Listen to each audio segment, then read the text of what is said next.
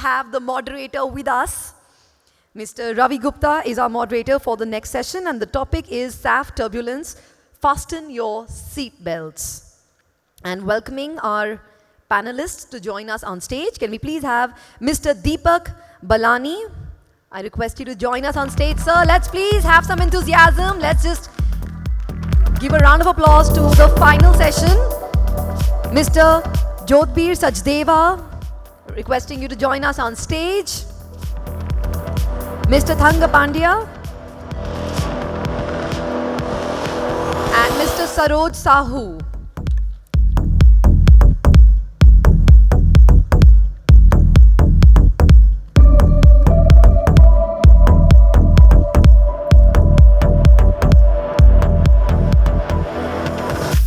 Our panel is here.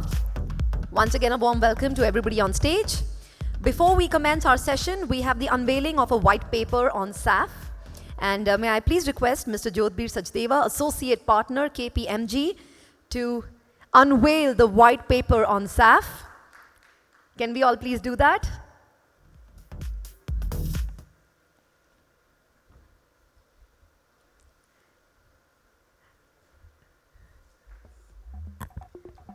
There we go. A huge cheer for this, everybody. And as you can see, the QR code is flashing on the screen. You can take out your phones, you can scan the QR code to be able to access the white paper on SAF. Thank you so much, everybody. Thank you, gentlemen. Please have a seat. And with this, I hand over to our moderator, Mr. Ravi Gupta. Am I audible? Yeah.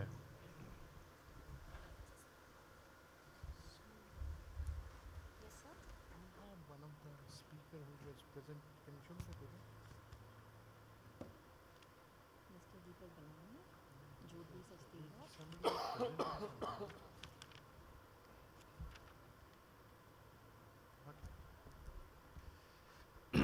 So, good evening, everyone. First of all, let me thank you for being patient for this session, because the sessions have been getting delayed. But one thing I can promise you, and I'm not making tall promise, and this is generally I'm telling you, this session is going to be very, very interesting for the simple reason, the panelists which we have, and I have an opportunity to speak to most of them, are in one word, outstanding. I thank Deepak Ballani ji to agree to my request to stay back. He had another meeting to attend, but very kindly he agreed to stay back for this session. And just a quick introduction, Mr. Deepak Ballani, as you all would know, is the Director General of ISMA. He's in the forefront of the policy relating to sugar, ethanol, CBG and green energy, and now also the new clean technology. So Deepak, thanks for being there. Mr. Sachdeva is from KPMG. He's the one who is the consulting force behind Sustainable Aviation Fuel, the regular advisor to the government, and has done a tremendous work in this. Then I have an introduction for Mr. Srinivasalu. I was superbly impressed to speak to him, and I didn't know that such a good resource is sitting in the country. He has worked with Neste in the past. Mr. Srinivasalu, is that correct? Right. You have this mic with you. Yes, I have worked with them, but as I was telling you, my last post of operation was in UK. Yeah. I was handling the SR Oil UK refinery for the company. Yeah. So that is the kind of knowledge resource we have, and then we have Mr. Saroj Sahoo, who is from the consulting side. So we will, you know, why I was just thinking of how to take this channel, this session forward. One of the things which I realize is a lot of people have heard about sustainable aviation fuel, but there are people who do not know about what sustainable aviation fuel is, right?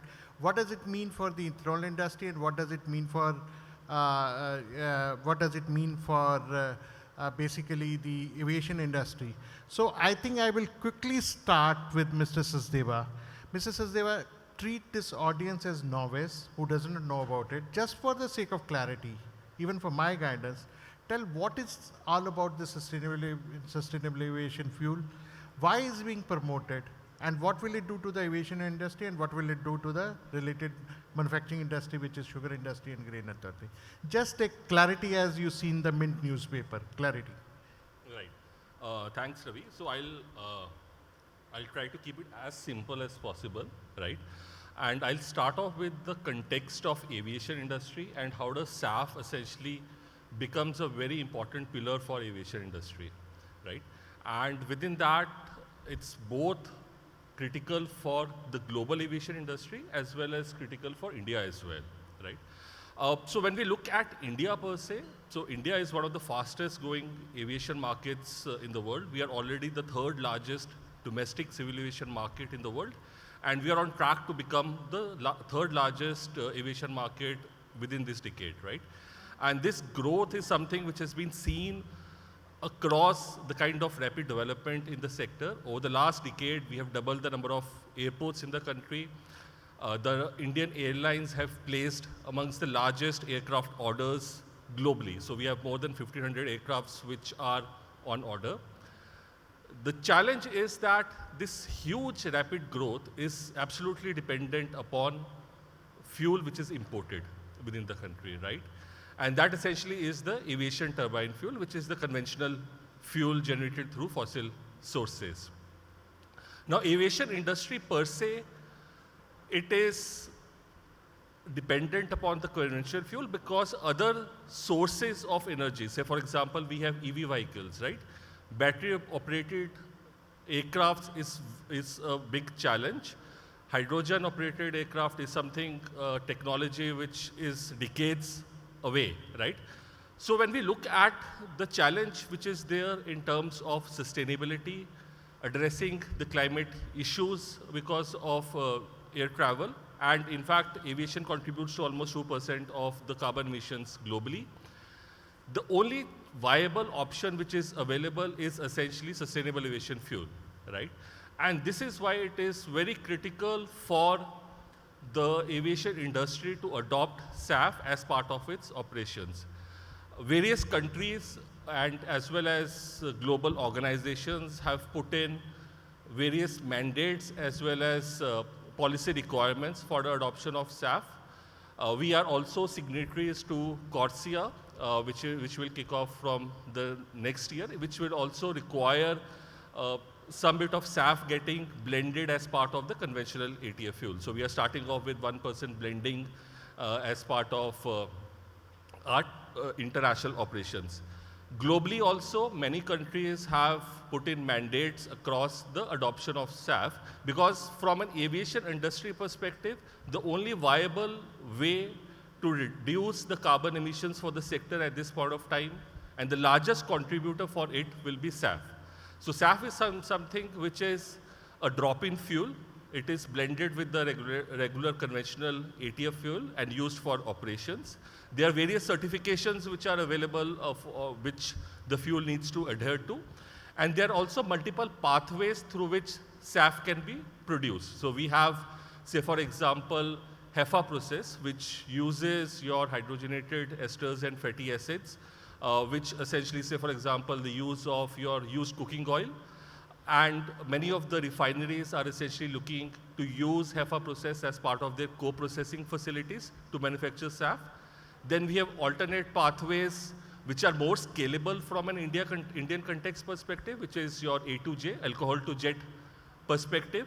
Then there are also pathways which utilize potentially can utilize green hydrogen. Those are still in the works, say for example, power to liquid conversion pathways, right? So SAF essentially is a drop-in fuel which can be added into your conventional ATF. It can be manufactured through multiple pathways, and it is the crucial pillar which the aviation sector is looking at in terms of meeting its sustainability obligations. Thank you. Thank you for a very elaborate description of what SAF is and how it can be made. One thing, just for the sake of simplicity, when you fly, aviation is a very, very high intensive carbon releaser.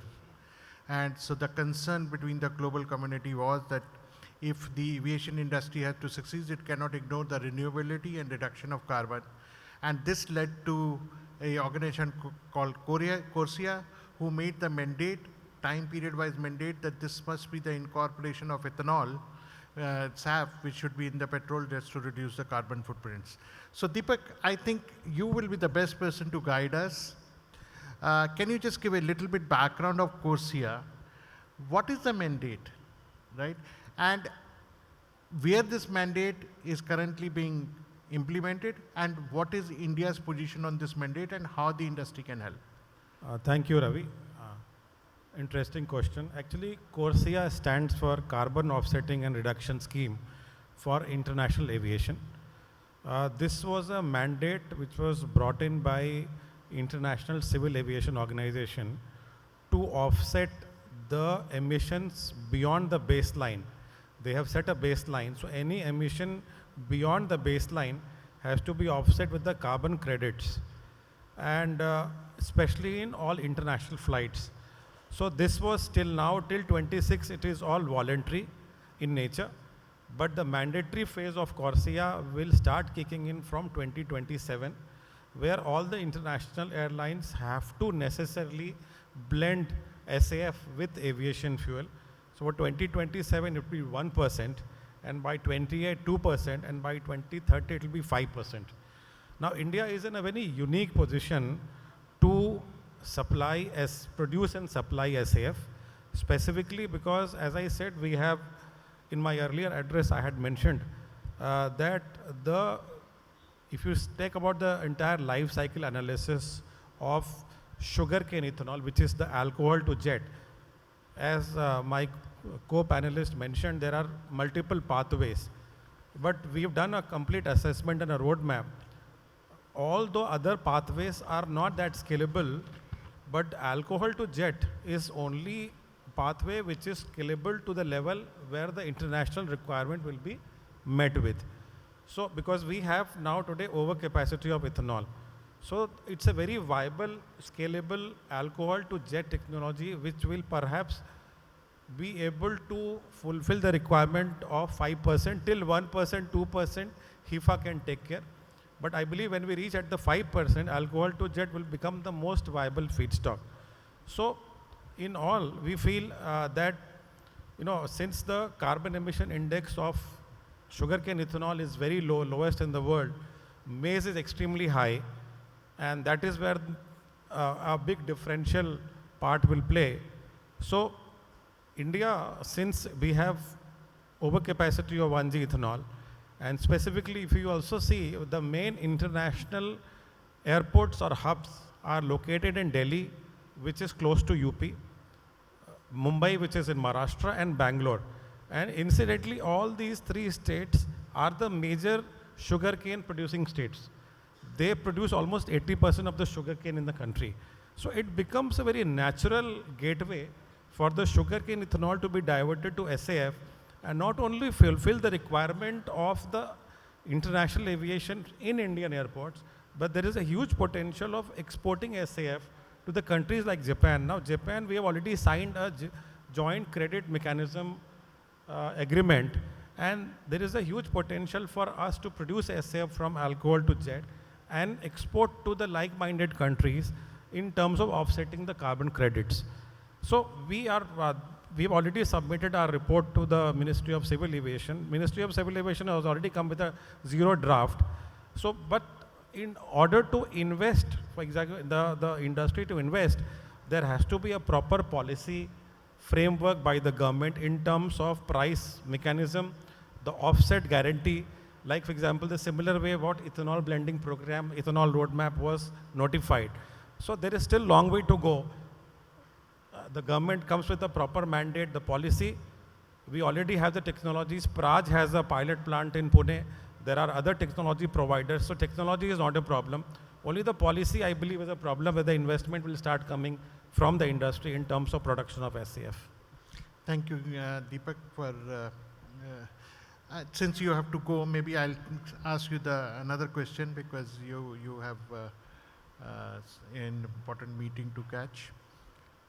When you say the government has to do the policy and industry is waiting for policy, where are the gaps? Where are the government incentives which are required in the policy? And what is your expectation from the aviation industry in this field? Like when we did the ethanol blending, one of the things was the industry didn't have confidence whether ethanol blending will not happen or not happen. Then the government gave the confidence that any ethanol which you produce, we will buy it. And they also gave the interest subvention. So is it something like that which you are looking at? Or it is something, a agreement with the aviation industry for a longer term, as you did have assurance from all marketing companies, that you are looking at? Or are you looking at something else? Interesting question. See, there'll be multiple things which has to be rolled out before the investment comes in. Very rightly said that, for example, what we have done an assessment.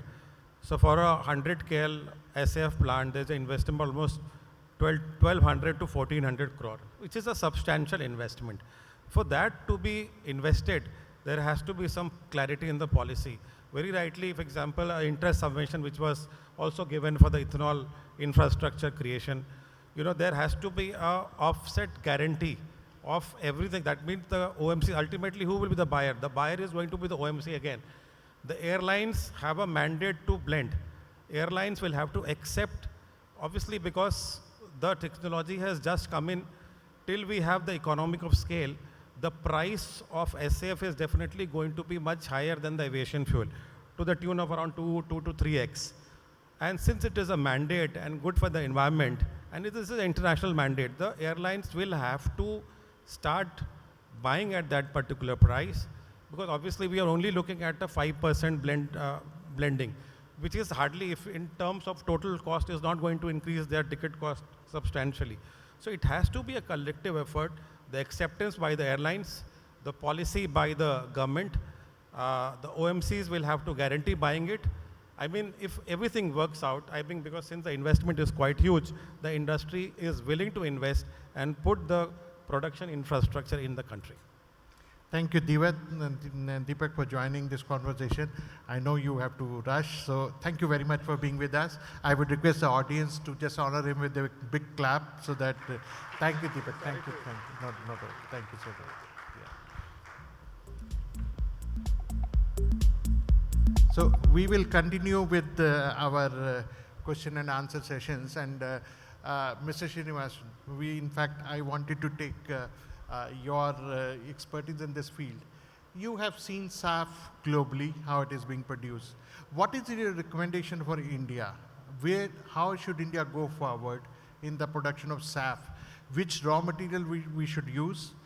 And also, little bit on the economic side of making SAF plant as well as production, if you can answer that question. Thank you, Ravi. See, I think one of the success factors of SAF in Europe, UK, or even for that matter in US is that they have tried to make it, as simple as possible. In the sense, pick up the most easily and economically available feedstock, which is UCO, used cooking oil. And the process basically is not very complex. Hydro treating is the additional activity which is being done. And as Deepak rightly brought out, the mandates have been put in place very beautifully. So as we speak, UK and Europe are already blending 2% in all the airports, major airports of the region. And particularly California has managed to incentivize the doping. But coming to India, the easiest or the most economical way will be co-processing. Because if you're going to look at making SAF as a standalone, independent production facility, the economics are very, very, very challenging. And India being a vast country, transporting from one particular production point to multiple supply points is going to be another major issue. So the best way or the most economical way will be to co-process it along with the crude in the refineries, which luckily I find quite a few refineries are looking at that particular process. As we speak, most of the refineries are looking at co-processing.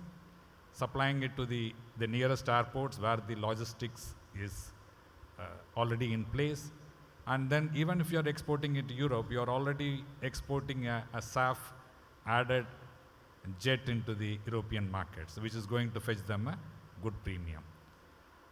The second point basically comes in is that on the economics of it. The airlines have started understanding that they have to pay a premium for a SAF blended jet, and at least international airlines are not going to have any issues because they've already accepted the mandate in Europe and in US, so they are not going to have any reservations in doing that in India. So co-processing will be the best way to start off the process. Thank you. Your take on this, Mr. Sahoo? Hello. Thank you. So I think my previous panelists have already discussed about the importance of SAF in decarbonizing the aviation sector. So as per my study and as per the various reports, at least 50% of contribution, it needs to come from the SAF sector only in order to decarbonize the aviation sector. Okay, so I'm talking about only the international part. That is also a segment of domestic airlines, and the CORSIA is meant for only international compliance, right? So recently, Government of India has declared that we have to blend 1% the conventional jet fuel with 1% SAF by 2027. That is the phase when the compliance phase of the CORSIA starts, and 2% by 2028, and 5% by 2030. This is only for the international airlines. Okay, and for the domestic airlines, that mandate is yet to be declared by the Government of India. So I see a huge demand, but considering the demand in one side, so is there enough supply? Whatever production where the pipeline, the current production facilities are being under construction. So I think the first SAF production facility in India is going to be built by this end of 2026, right? And also they are using used cooking oil. So used cooking oil, that is UCO, that is very less quantity available in our country. Okay, if you have to give it a scale, and really India wants to meet the demand and also become a global leader in exporting of SAF. So other options, like the other panelists have said, that other pathways along with the other feedstocks we have to explore with. And the lowest, cheapest SAF available till now, that is 2 to 3 times costlier than the conventional jet fuels. So a lot of technological improvements, upgradations are required. And as far as India is concerned, we have enough residues, but that residue, that supply chain is not there. That logistic system is not there. That we have to develop, and lot of finance is required. So to bridge this, at least finance gap, lot of in form of credit, like that, like policy support, incentive. There are SAF credit also available. There are offset market available. So all those market instruments like carbon credits and SAF credits are to be supported. Okay. And as far as sugar industry is concerned, sugar industry is till now they are only harnessing their potential in form of ethanol, biodiesel, CBG. So they are currently the source of the carbon credit. Okay, and considering the huge demand we have, lot of carbon credit potential are also going to come from the SAF sector, from the sugar industry. Okay, so this is about. Thanks. Thank you, Mr. Sahoo. I'll come back to you, Mr. Sachdeva. You know, how I see SAF industry, we have the raw material, we have alcohol. We may not have half as much, but there is a alcohol availability, feedstock is available, and so on and so forth. There is an intent to produce, entrepreneurial skills are there. So what essentially is lacking is the demand at the right price and the surety of the demand. From an aviation point of view, how do you see aviation industry responding to it? Because one of the questions with Deepak ji was also saying that the cost of SAF is 2 to 3 times more than the aviation fuel. And you have done a lot of work on this. So can you just tell us from the aviation industry perspective, will they be highly demotivated to implement it? And if they are, what will be the impact? What courtship or what will make them to use SAF, which is even 2 to 3 times higher than the aviation fuel? So your insights on that. It's a very, very important question, very relevant question as well. See, from an aviation industry perspective, everyone understands that the climate impact of aviation industry is significant. Like 2% of global emissions is a huge number. And everyone realizes that it's a very hard to abate sector. It's not easy to reduce the carbon emissions. So SAF is a journey which the aviation industry needs to follow and work on. The challenge is that aviation industry, specifically airlines, they operate at a very thin margin, right? And they are highly susceptible to the variations in the fuel price. In fact, for an airline, almost 30 to 50% of the overall cost is essentially the fuel cost, right? So if such a high proportion of cost is coming from an element for which SAF is almost like 2 to 3 times the conventional fuel, it puts in a lot of pressure onto airlines, right? So that's one critical bit. And the fact that because they are all operating at a very thin margin, it's a highly, highly competitive industry. It's not easy for the airline industry to absorb the costs as well. So that is one critical bit. What states and what governments have done is that many of the international governments, they have put in mandates for the use or the blending of SAF as part of their national regulations. Some of the countries have provided subsidies. They have done, I would say, a pooled procurement of SAF to lower down the cost for airlines, right? And then we also have CORSIA obligations, which although they start off at a very low number, it's 1% initially for 2027.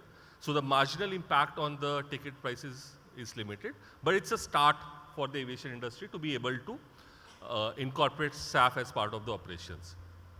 What is required is that from an aviation industry perspective, the complete ecosystem needs to come together. One is that some part of the cost would certainly need to be passed on to the passenger. And there are various surveys which entities like IATA have done. In one of the surveys, they've said that almost 70% of the passengers would be okay to have a slight increase in the air ticket prices as long as it's a more greener and cleaner agency, right? So some part of the cost would essentially need to be passed on to the passengers. But we need to create the complete ecosystem which drives down the cost of manufacturing of SAF. And we also are able to bring in the right policy and financial incentives for the aviation industry to adopt SAF. Thank you. I think this is a challenge which I generally see that, aviation industry is very, very competitive industry to use SAF, which is 3 times the price. The drive has to be very high, very, very push has to be very strong for them to accept it. And I'm very, very happy that India has decided to implement this SAF since mandate from 2027, 1% of this. This is something very, very positive development. Now coming back to Mr. Sahoo, you mentioned that there is a HEFA-based Sustainable Aviation Fuel plant in India. Our understanding is that HEFA in India is hard to find because the way we use edible oils again and again till it becomes diesel, we don't discard it. So do you think it is a good idea in India to set up a HEFA plant, and how do you see HEFA supply in India as a raw material? Yeah, thank you. Actually, the SAF production in India has started with the technology which is feasible, cost effective, considering that part. So that HEFA and considering the UCO as the feedstock, that is the most economic option available till now. So it is a good option to start with, but we have to switch to the other pathways in order to scale it. Okay, unless we don't have that other pathways in a scalable capacity, so India cannot be, first of all, it cannot meet its own demand. Okay, and the next thing is we have to target to become a export leader.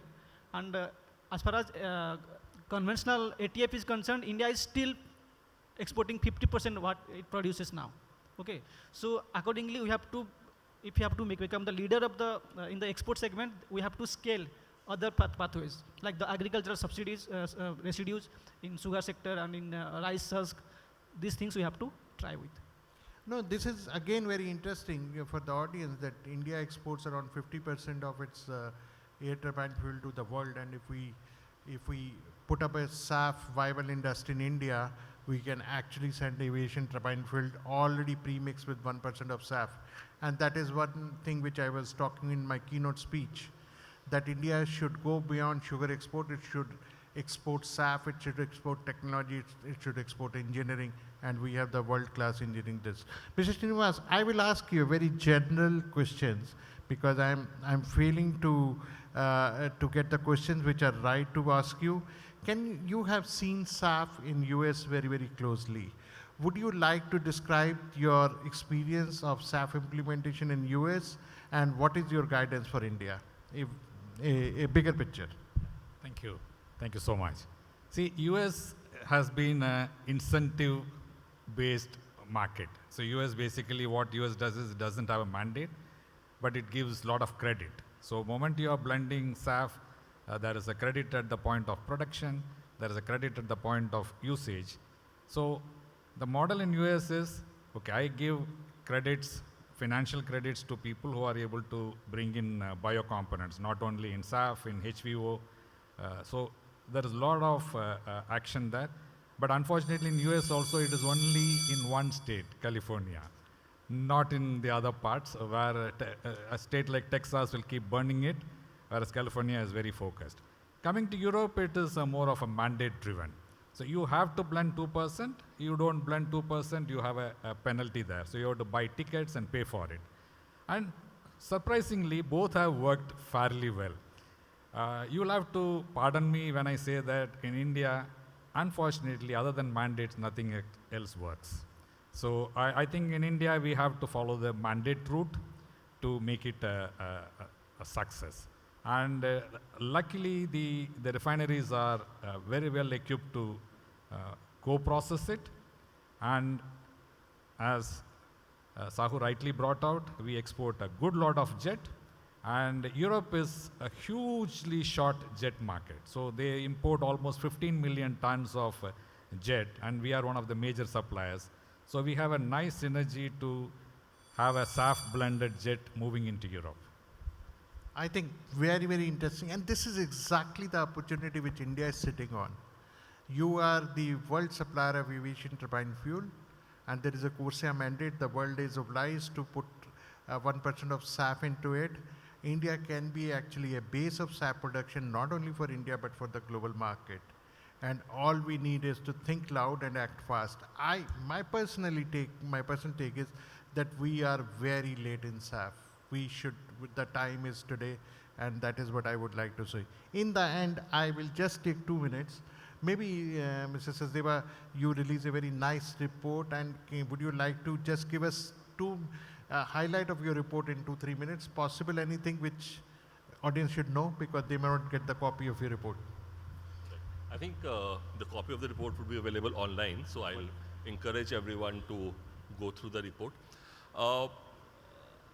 While we have covered a lot of things, the report goes into the details of the possible pathways and the opportunity which lies for India, right? But like what you have said, the opportunity is huge, right? When we look at the adoption of SAF, presently, the global manufacturing of SAF is less than 1% of the total ATF consumption, right? It's close to around 0.8% for 2026. And countries are moving ahead. Everyone understands that SAF is the most critical and important pathway for aviation industry to decarbonize to an extent, right? There are mandates which are there globally. There is a huge amount of opportunity for India to capture this market, right? And it requires a few things for it to come together. One very critical thing is in terms of feedstocks. There are multiple pathways that are there for manufacturing of SAF, and each of those pathways requires a different type of feedstock.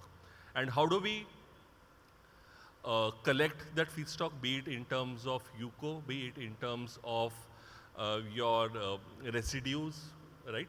Crop residues. So that collection of feedstock is a very important pillar which needs to be looked into. There is no single pathway which we believe would suffice for India, because India's context is very, very different. So initially we'll start with co-processing, like what my panelist has also mentioned, which is what is being seen by many of the refineries already. So we'll start off potentially with co-processing, moving towards HEFA, moving towards A2J and other technologies.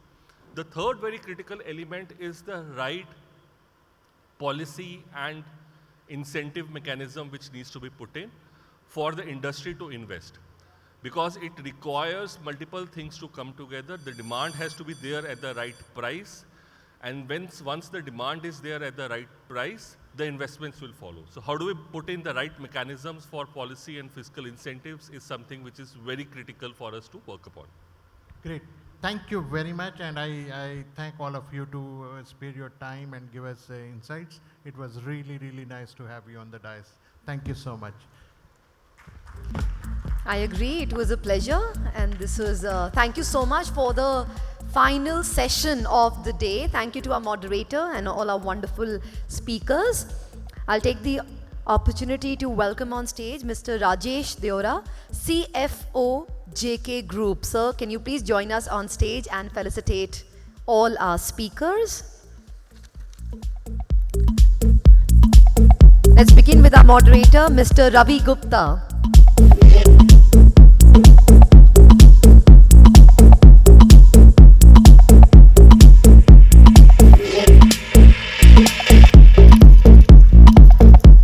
Mr. Jodhbir Sachdeva.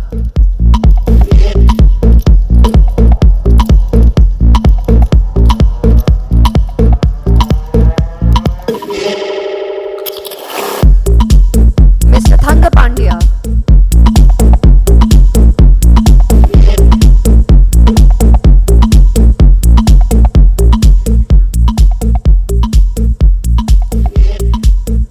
Mr. Saroj Sahoo.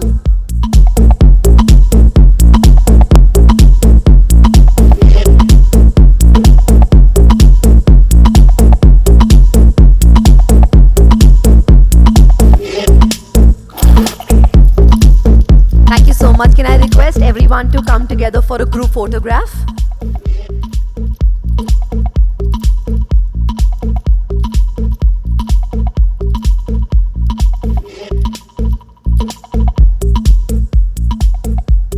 And also a very, very special thanks to KPMG for the white paper on SAF. Thank you so much for that.